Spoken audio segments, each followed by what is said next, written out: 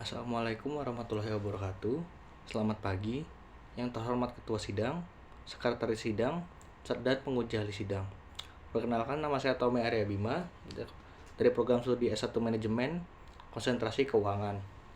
Pada kesempatan kali ini, saya akan mempresentasikan proposal skripsi saya yang berjudul Pengaruh Leverage, Both Gender Diversity, dan Ownership Structure terhadap firm performance pada perusahaan sektor manufaktur yang terdaftar di Bursa Efek Indonesia periode 2016 sampai 2020. Dengan dosen pembimbing satu saya yaitu Dr. Gatot Nazir Ahmad, MSI, serta dosen pembimbing kedua saya yaitu Destria Kurnianti, SE, MSc. Selanjutnya saya akan membahas bab 1 yaitu latar belakang. Perusahaan manufaktur merupakan badan usaha yang terdapat dalam bidang industri yang memproduksi barang ataupun produk yang dibutuhkan oleh konsumen.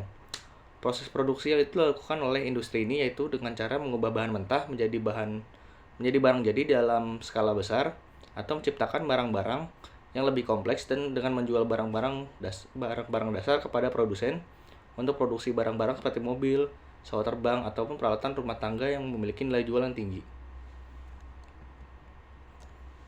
Pertumbuhan industri manufaktur besar dan sedang nasional periode 2016 sampai 2020.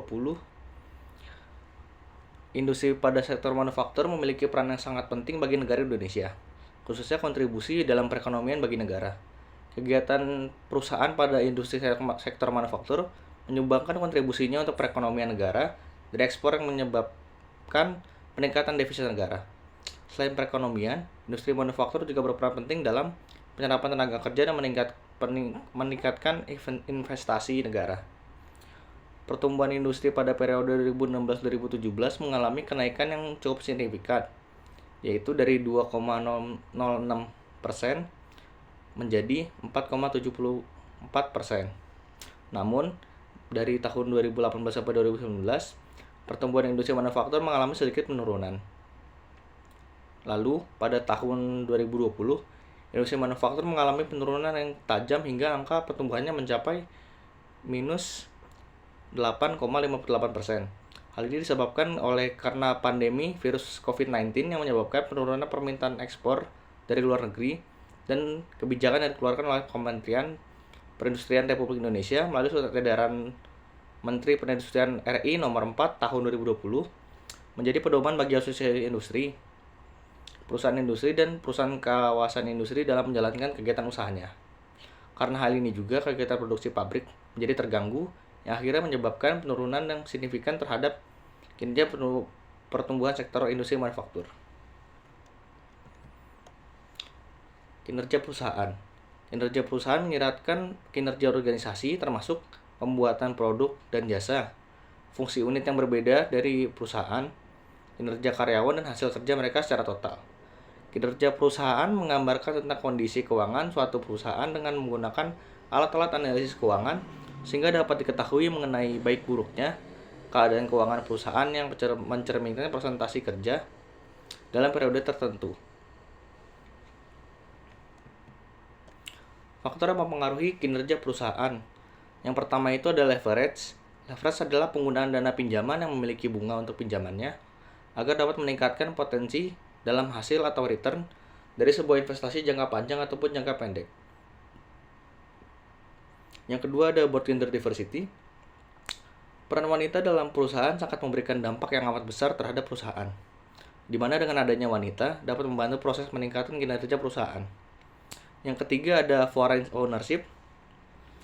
Foreign ownership adalah persentase dari kepemilikan saham yang dimiliki oleh investor asing pada suatu perusahaan. Lalu ada family ownership. Family ownership adalah persentase dari kepemilikan saham yang dimiliki oleh keluarga pada suatu perusahaan. Perusahaan dengan persentase kepemilikan oleh keluarga memiliki karakteristik keluarga dan ikatan keluarga yang tinggi dan kuat, sehingga anggota keluarga memiliki komitmen untuk membesarkan perusahaan untuk dapat diwariskan kepada generasi selanjutnya. Pertanyaan penelitian. Yang pertama, apakah leverage berpengaruh positif signifikan terhadap firm performance pada perusahaan sektor manufaktur yang terdaftar di Bursa Efek Indonesia periode 2016 sampai 2020?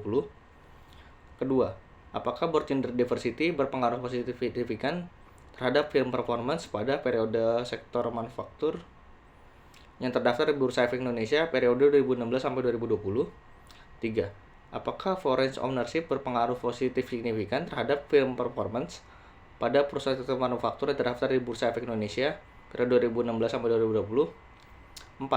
Apakah family ownership berpengaruh positif signifikan terhadap film performance pada perusahaan sektor manufaktur yang terdaftar di Bursa Efek Indonesia periode 2016 sampai 2020? Tujuan penelitian. Yang pertama itu untuk menganalisa pengaruh leverage terhadap film performance pada perusahaan sektor manufaktur yang terdaftar di Bursa Efek Indonesia periode 2016 sampai 2020. Kedua, untuk menganalisa pengaruh board gender diversity terhadap film performance pada perusahaan sektor manufaktur yang terdaftar di Bursa Efek Indonesia periode 2016 sampai 2020. 3. Untuk menganalisa pengaruh foreign ownership terhadap film performance pada perusahaan sektor manufaktur yang terdaftar di Bursa Efek Indonesia periode 2016 sampai 2020. 4. Untuk menganalisa pengaruh family ownership terhadap film performance pada perusahaan sektor manufaktur yang terdaftar di Bursa Efek Indonesia periode 2016 sampai 2020. Manfaat penelitian. Yang pertama itu ada manfaat teoritis. Peneliti dapat menambah wawasan mengenai leverage, board gender diversity, foreign ownership, family ownership, serta menganalisa pengaruh terhadap film performance yang diukur dengan return on asset atau ROA pada perusahaan sektor manufaktur. Yang kedua ada manfaat praktis. Bagi perusahaan, penelitian ini diharapkan dapat memberikan informasi serta sebagai bahan evaluasi perusahaan, khususnya perusahaan pada sektor manufaktur, tentang pengaruh leverage, board gender diversity, foreign ownership, family ownership terhadap film performance. Bagi investor dan calon investor, penelitian ini juga diharapkan dapat memberikan informasi dan sebagai bahan pertimbangan kepada investor maupun calon investor untuk melakukan investasi pada perusahaan sektor manufaktur dengan mempertimbangkan tentang pengaruh leverage, board gender diversity, foreign ownership, family ownership terhadap film performance. Selanjutnya saya akan menjelaskan tentang bab 2, kajian pustaka. Teori pendukung. Yang pertama ada agency cost theory. Teori keagenan atau agency cost theory adalah prinsip yang digunakan untuk menjelaskan dan menyelesaikan masalah dalam hubungan antara pelaku bisnis dan agennya. Paling umum hubungan itu adalah hubungan antara pemegang saham sebagai prinsipal dan eksekutif perusahaan sebagai agen. Teori yang kedua itu pecking order theory. Pecking order theory menyatakan bahwa perusahaan memiliki hierarki yang sempurna untuk membuat keputusan pendanaan. Pilihan pertama yang terbaik adalah menggunakan pendanaan internal yang merupakan laba ditahan, kemudian menerbitkan sekuritas ulang jika sumber dana internal tidak cukup untuk membiayai perusahaan, dan penerbitan ekuitas adalah pilihan terakhir untuk mendanai perusahaan. Trade-off theory. Teori ini mengakui manfaat pajak dari pembayaran bunga. Studi menunjukkan bagaimanapun bahwa sebagian besar perusahaan memiliki leverage kurang dari teori ini akan menyarankan tingkat leverage yang optimal dicapai dengan menyeimbangkan manfaat dari pembayaran bunga dan biaya penerbitan utang. Good corporate governance. Corporate governance adalah seni mengarahkan dan mengendalikan organisasi dengan menyeimbangkan kebutuhan berbagai pemangku kepentingan. Corporate performance dapat dikatakan mencakup prinsip, hak, dan perlakuan adil dari pemegang saham dan mengikuti perilaku bisnis yang etis disertai dengan praktik integritas. Good corporate performance berarti bahwa proses pengungkapan dan transparansi diikuti dengan memberikan informasi yang tepat dan akurat kepada regulator dan pemegang saham, serta masyarakat umum tentang aspek keuangan, operasional, dan aspek lain dari perusahaan. Kinerja perusahaan. Kinerja perusahaan menyeratkan kinerja organisasi termasuk pembuatan produk dan jasa, fungsi unit yang berbeda dari perusahaan, kinerja karyawan, dan hasil kerja mereka secara total. Kinerja perusahaan menggambarkan tentang kondisi keuangan suatu perusahaan dengan menggunakan alat-alat analisis keuangan, sehingga dapat diketahui mengenai baik buruknya keadaan keuangan perusahaan yang mencerminkan presentasi kerja dalam periode tertentu. Menurut penelitian yang dilakukan oleh Code dan Van Loo pada tahun 2017, return on asset dirumuskan dengan net income dibagi total aset dikali 100%. Leverage. Leverage adalah strategi investasi yang menggunakan uang pinjaman khususnya. Penggunaannya berbagai instrumen keuangan atau model pinjaman untuk meningkatkan potensi pengembalian investasi. Leverage juga dapat merujuk pada jumlah utang yang digunakan perusahaan untuk membiayai aset. Manfaat utang ini juga dibahas State of Theory, yaitu tentang pengurangan pajak dikarenakan pembayaran bunga utang. Dengan kata lain, penggunaan financial leverage dapat memberikan pengaruh positif terhadap kinerja perusahaan. Menurut penelitian Mauna et al. Pada tahun 2017, leverage diukur menggunakan debt to asset atau DAR, yaitu total liabilities dibagi total aset dikali 100%. About gender diversity. Menurut Yogiswari dan Bandera tahun 2019, keberadaan wanita dalam level top manajemen tidaklah banyak. Hal ini dapat disebabkan karena terdapat anggapan bahwa kompetensi dari pria dianggap lebih baik daripada wanita. Teori agensi menunjukkan bahwa keragaman meningkatkan independensi dewan karena keragaman di ruang rapat berfungsi sebagai platform yang lebih baik untuk memantau dan mengontrol manajemen. Dalam penelitian ini, untuk mengukur keragaman gender dewan, yaitu menggunakan persentase anggota dewan wanita yang dihitung dengan menggunakan jumlah total anggota dewan wanita dibagi dengan total anggota dewan. Foreign ownership. Kepemilikan asing atau foreign ownership adalah penguasaan atau kepemilikan saham asing atas suatu bisnis atau sumber daya alam di suatu negara oleh individu yang bukan warga negara tersebut atau oleh perusahaan yang berkantor pusat di luar negara tersebut. Dalam teori keagenan atau agensi teori, menyatakan bahwa pemegang saham yang merupakan pemilik atau prinsipal perusahaan mendelegasikan jalannya bisnis kepada manajer atau agen. Pemegang saham mengharapkan agen untuk bertindak dan membuat keputusan untuk kepentingan prinsipal, tetapi agen dapat membuat keputusan yang bertentangan demi kepentingannya.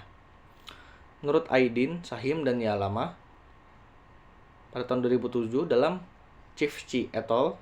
Tahun 2019, kepemilikan asing dapat diukur dengan persentase dari total saham yang dipegang oleh pemegang saham asing jumlah total saham benar-benar.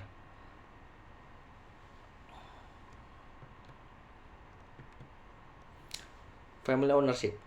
Kepemilikan keluarga atau family ownership adalah penguasaan atau kepemilikan saham keluarga atau suatu bisnis atau sumber daya alam di suatu negara oleh individu yang biasanya adalah keluarga pendiri perusahaan tersebut. Teori biaya agensi kemudian dikemukakan oleh Johnson and McLean pada tahun 1976, di mana mereka mendokumentasikan konflik kepentingan antara manajer dan pemegang saham.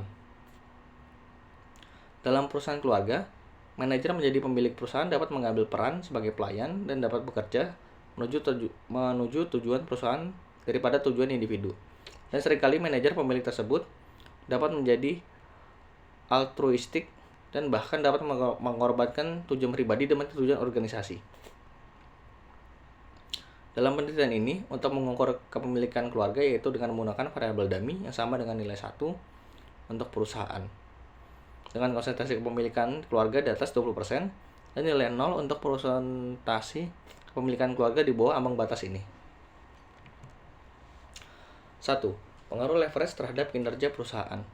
Leverage adalah strategi investasi berguna untuk penggunaan uang pinjaman, khususnya penggunaan berbagai instrumen keuangan atau modal pinjaman untuk meningkatkan potensi pengembalian investasi. Leverage keuangan menunjukkan bahwa sebuah bisnis itu pasti membutuhkan dana atau modal untuk membeli aset baru, meningkatkan produksi perusahaan atau kegiatan operasional perusahaan mereka. Leverage digunakan untuk meningkatkan tingkat keuntungan yang diharapkan oleh perusahaan. Berdasarkan uraian di atas ini, maka dapat diasumsikan bahwa adanya hubungan positif dan signifikan antara leverage dan kinerja perusahaan. Hal ini berarti perusahaan dapat menggunakan leverage sebagai salah satu sumber pendanaan, maka akan dapat meningkatkan nilai kinerja perusahaan. 2. Pengaruh buat gender diversity terhadap kinerja perusahaan. Rata-rata pekerja wanita memiliki kemampuan multitasking yang lebih baik, manajemen risiko, dan kemampuan komunikasi lebih baik daripada pekerja pria. Kemampuan-kemampuan ini membuat para pekerja wanita lebih kompeten dan dapat mengambil lebih dari satu tanggung jawab pada saat yang sama. Berdasarkan uraian di atas, maka dapat diasumsikan bahwa adanya hubungan positif signifikan antara gender diversity dan kinerja perusahaan.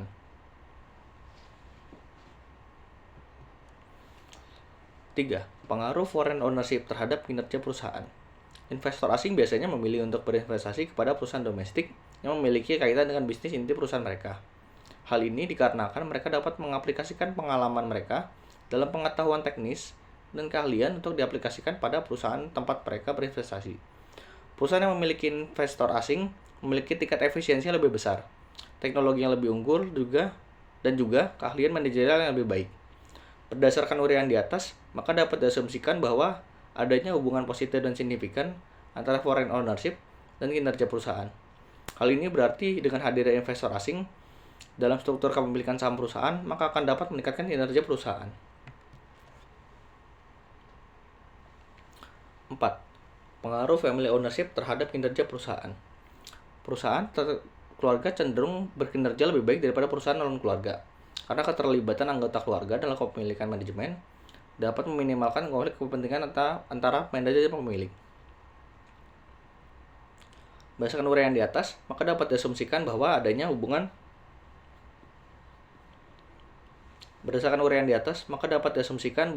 hubungan positif dan signifikan antara family ownership dan kinerja perusahaan.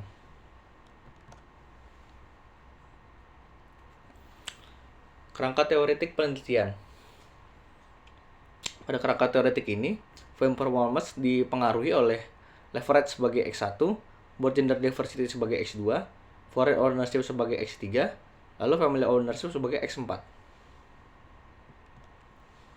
Hipotesisnya adalah hipotesis 1, leverage berpengaruh positif dan signifikan terhadap kinerja perusahaan. Hipotesis kedua, board gender diversity berpengaruh positif signifikan terhadap kinerja perusahaan. Hipotesis ketiga, foreign ownership berpengaruh positif dan signifikan terhadap kinerja perusahaan. Hipotesis keempat, family ownership berpengaruh positif dan signifikan terhadap kinerja perusahaan. Selanjutnya saya akan menjelaskan bab 3 tentang metodologi penelitian. Waktu dan tempat penelitian.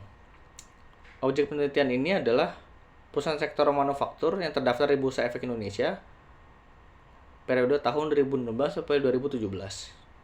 Adapun untuk variabel-variabel yang diteliti adalah leverage, gender diversity, foreign ownership, dan family ownership terkait dengan pengaruh terhadap kinerja perusahaan yang diukur dengan ROA.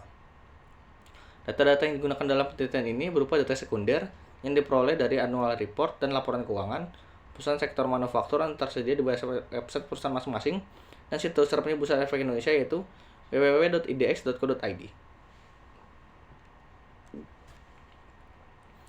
Desain penelitian. Pada penelitian ini, peneliti menggunakan metode penelitian kuantitatif karena data penelitian yang digunakan berupa angka-angka. Penelitian ini juga menggunakan metode asosiatif yang bertujuan untuk mengetahui hubungan antara variabel bebas terhadap variabel terikat. Penelitian menggunakan metode analisis regresi dan data panel pada penelitian ini. Hal tersebut dikarenakan observasi yang digunakan terdiri dari beberapa perusahaan atau cross-section dalam kurun waktu beberapa tahun atau time series. Populasi dan sampel. Populasi penelitian yang digunakan pada penelitian ini adalah seluruh perusahaan sektor manufaktur yang terdaftar di Bursa Efek Indonesia atau BI selama periode tahun 2016 sampai 2020. Populasi dalam penelitian ini dapat didapatkan dari website Bursa Efek Indonesia yang berjumlah sebanyak 171 perusahaan yang menerbitkan sahamnya. Metode penilaian sampel pada penelitian ini adalah persuasive sampling. Metode persuasive sampling adalah metode penentuan sampel yang mana sesuai dengan berdasarkan kriteria yang tertentu yang dibutuhkan dan ditetapkan oleh peneliti agar hasil yang diperoleh sesuai dengan tujuan penelitian. Pengembangan instrumen. Variabel terikat. Variabel terikat atau dependent variable merupakan variabel yang dipengaruhi oleh variabel bebas atau yang menjadi akibat karena adanya variabel bebas. Variabel terikat yang digunakan dalam penelitian ini adalah kinerja perusahaan yang diproyeksikan dengan ROA. Variabel bebas. Variabel bebas atau independent variable merupakan variabel yang mempengaruhi atau menjadi penyebab timbulnya variabel terikat. Variabel bebas yang digunakan dalam penelitian ini adalah leverage, board gender diversity, ownership structure yang diprosesikan ownership structure yang berisi family ownership dan foreign ownership. Leverage diproksikan dengan debt to asset. Both gender diversity diproksikan dengan persentase anggota dewan wanita. Foreign ownership diproksikan dengan variable dummy. Family ownership juga dipresentasikan dengan variable dummy. Teknik pengumpulan data. Teknik pengumpulan data yang pertama itu adalah pengumpulan data sekunder. Penelitian ini menggunakan data sekunder yang diperoleh dari berbagai sumber. Data diperoleh dari laporan keuangan dan laporan tahunan perusahaan manufaktur yang terdaftar di Bursa Efek Indonesia, serta dipublikasi melalui situs www.idx.co.id dan laman web masing-masing perusahaan. Jangka waktu penelitian ini adalah 6 tahun, yaitu dari tahun 2016. Jangka waktu penelitian ini adalah 5 tahun, yaitu dari tahun 2016 sampai dengan tahun 2020. Yang kedua, penelitian kepustakaan atau library research. Penelitian kepustakaan dilakukan untuk mendapatkan landasan teoritis yang dapat digunakan sebagai tolak ukur penelitian. Penelitian kepustakaan dilakukan dengan cara mengumpulkan, membaca, mencatat, dan mengkaji literatur yang ada seperti buku, jurnal, artikel, dan sumber lainnya yang relevan dalam penelitian kinerja perusahaan. Teknik analisis data. Yang pertama ada statistik deskriptif. Menurut Nasution pada tahun 2017, statistik deskriptif adalah bagian dari pengumpulan data statistik, penyajian, penentuan, nilai-nilai statistik, pembuat bagan, atau penggambaran tentang sesuatu. Analisis regresi data panel. Dalam penelitian ini digunakan analisis data panel untuk mengetahui pengaruh variabel bebas dan variabel terikat. Menurut Ahmadin dan Susanto pada tahun 2020, metode analisis data panel terdiri atas data time series dan data cross section. Dalam menganalisis regresi pada data panel ada 3 pendekatan yang dapat dilakukan, yaitu ordinary least square. Pendekatan ini mengabaikan adanya perbedaan dimensi individu dan waktu serta menggabungkan time series dan cross section sebagai satu kesatuan atau pooled data dengan asumsi bahwa perilaku data antara data individu dan entitas bersifat tetap sama dalam berbagai periode waktu. Pendekatan ini juga dikenal dengan nama common effect. Yang kedua itu ada fixed effect. Least square dummy variable merupakan metode pendugaan parameter regresi data panel untuk fixed effect model. Penyertaan variabel dummy dalam analisis regresi data panel untuk kasus fixed effect diharapkan mampu mewakili ketidaklengkapan informasi dalam pembuatan model dan untuk menangkap perbedaan intercept antara individu dan perusahaan. Yang ketiga adalah random effect. Random effect model ditaksir dengan metode generalized least square atau GLS atau error component model ECM yang berasumsi bahwa setiap individu atau perusahaan memiliki intercept yang berbeda, yaitu variabel random atau stochastic. Pendekatan ini mengestimasikan bahwa kemungkinan ada faktor gangguan atau error yang berhubungan antara individu dan atau perusahaan dan waktu. Lalu ada model estimasi. Yang pertama adalah uji Chow. Uji Chow adalah pengujian untuk menentukan metode apa yang paling tepat dalam menggunakan regresi data panel, antara metode common effect atau metode fixed effect. Yang kedua, uji Hausman. Uji Hausman adalah uji yang digunakan untuk memilih model yang terbaik antara metode common effect dan metode fixed effect dalam suatu penelitian. Lalu ada uji asumsi klasik, yaitu pengujian asumsi klasik bertujuan untuk memastikan sampel yang diteliti terhindar dari gangguan normalitas, multikolonialitas, autokorelasi, dan heterokedastisitas. Namun pada penelitian ini hanya akan dilakukan uji multikolonialitas. Lalu ada uji hipotesis atau uji T. Menurut Ghazali pada tahun 2016, uji statistik T dilakukan untuk mengetahui apakah masing-masing variabel bebas mempengaruhi variabel terikat secara signifikan atau tidak. Lalu selanjutnya ada koefisiensi determinasi atau R2 atau R2. Selanjutnya ada koefisiensi determinasi atau R2. Koefisiensi determinasi R2 digunakan untuk mengetahui seberapa besar pengaruh variabel independen terhadap variabel dependen. Sekian presentasi proposal skripsi saya. Kurang lebihnya mohon maaf. Assalamualaikum warahmatullahi wabarakatuh.